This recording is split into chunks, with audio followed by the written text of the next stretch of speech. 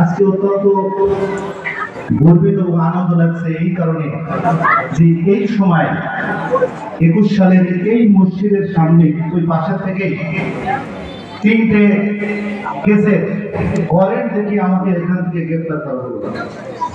আমি তাদেরকে বললাম, আমাকে হাত ধরে বলা হলো যে আমাদের সাথে এই তো পেয়ে গেছি। আমি বললাম কি পেয়েছেন ভাই? বলছে আপনি আসামি। আমি বললাম দেখান আমাকে। আমি বললাম ঠিক আছে, বললেন আপনার নামে 3টে ওয়ারেন্ট আছে। আমি বললাম ঠিক আছে, ওয়ারেন্ট থেকেই তাকে আমি যাবো আপনার সাথে, কিন্তু 5 মিনিট সময় দেন। 5 মিনিট সময় দেন, আমি এখান থেকে আসরের নামাজটা পড়ে আপনাদের সাথে যাবো।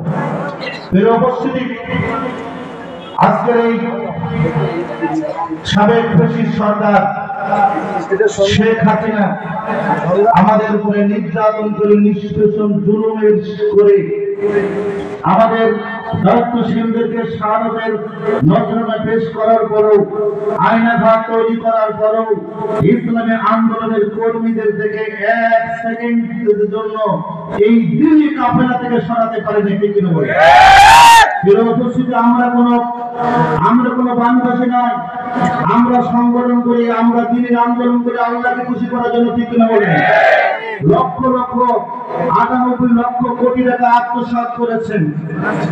95 লক্ষ কোটি টাকা আপনারা ঋণ, 98 লক্ষ কোটি টাকা আপনারা ঋণ বানিয়ে দিয়ে গেছেন।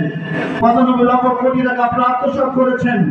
আমাদের বন্যা দেওয়া দিয়ে বাংলাদেশের 11টি জেলার মানুষদের যে দুর্বিষহ অবস্থা, কিন্তু বাংলাদেশের তৌহিদি জনতা ঐক্যবদ্ধভাবে সকলের পকেটে টাকা দিয়ে বাংলাদেশ জামাত ইসলামের আমির যে সুন্দর কথা বলছেন, আমরা রিলিফের টাকা দিয়ে আসে নাই, আমরা রিলিফের টাকা দিয়ে আসে নাই।